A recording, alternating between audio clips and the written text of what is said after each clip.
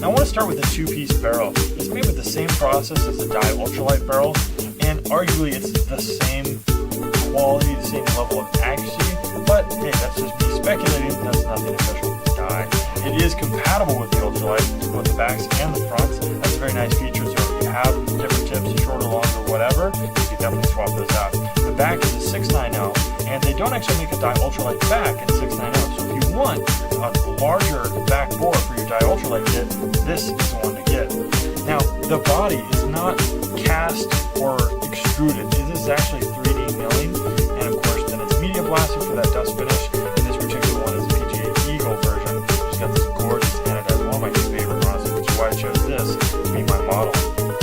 Comes with clamping V-neck, neat, that's cool. What's really cool about it is on the back side, there's not a nut or thumb screw or anything like that that can become, unscrewed and end up falling out. That's a cool feature. If you want to loosen this, just move the lever around, but I've happened to, I've lost those nuts before, and it really sucks on the field because then you have a non-clamping V-neck. That sucks.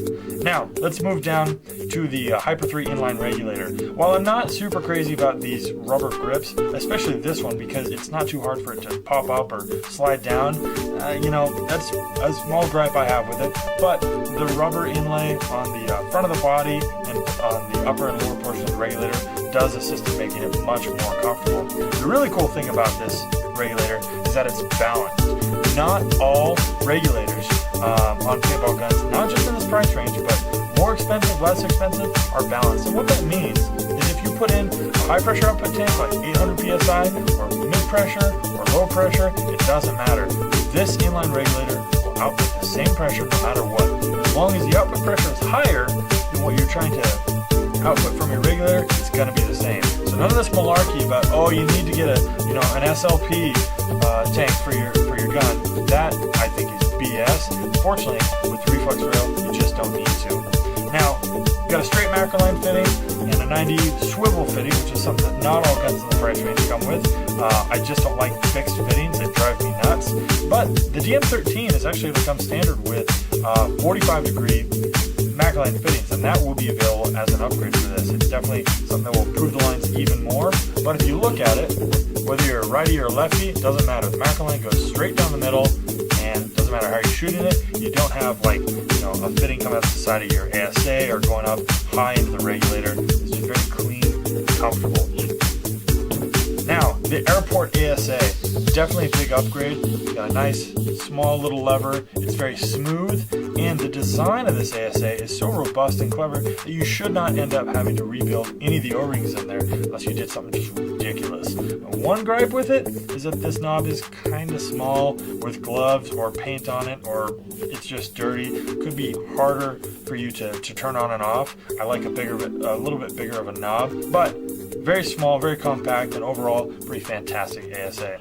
Now let's move on to the ultralight trigger frame. The ultralight trigger frame was first introduced by Dye on their ultra high-end markers, their $1,400 and $1,500 markers, and as you can see, it's a very comfortable design that's been widely copied by many of their manufacturers, and is very prevalent today.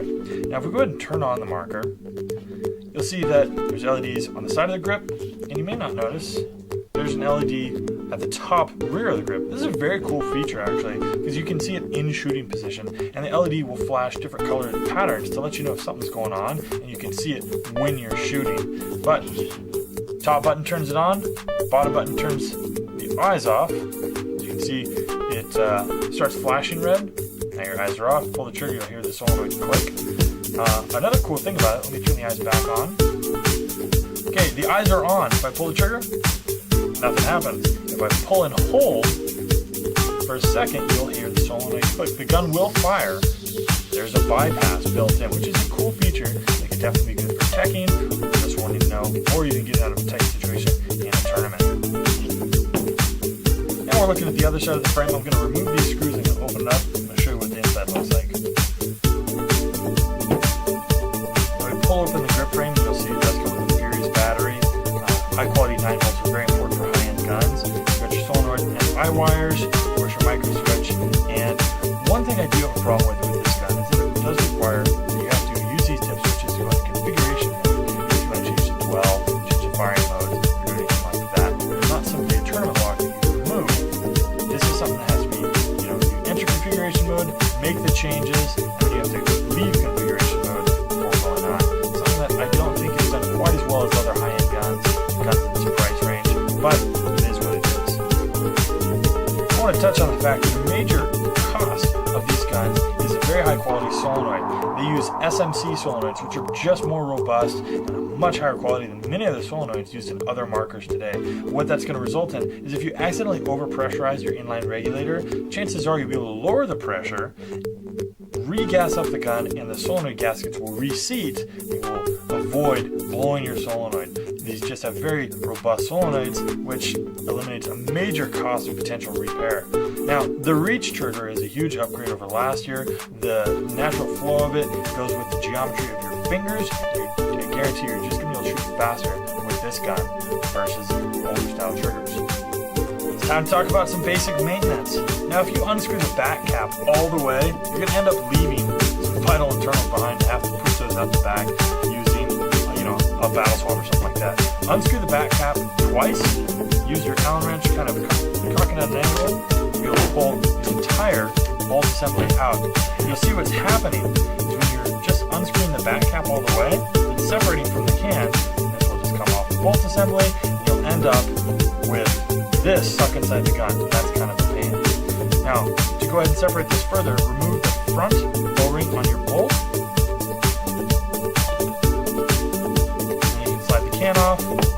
And here we have everything laid out nice and neatly for you. Basic maintenance, of course, wipe down any dirt, grime, heaven forbid paint, and old grease and that sort of thing. Go ahead and lightly re-grease your gun, put it back together. The nice thing is, there's been some misconception about spool valves being incredibly complex to work on. You cannot put this back together incorrectly. You will only go back together one way. So, lightly grease all your O-rings. You don't have to worry about greasing the surfaces because the O-rings are going to be the ones that are contacting the surfaces. As long as you have grease on the O-rings, that will spread to the surface. Again, do not overlube your gun. You're going to end up with some issues. Screw everything back together. Slides into the back of the gun. Tighten it down. Not too tight, just properly tight. Let's take this thing outside and go shoot some stuff.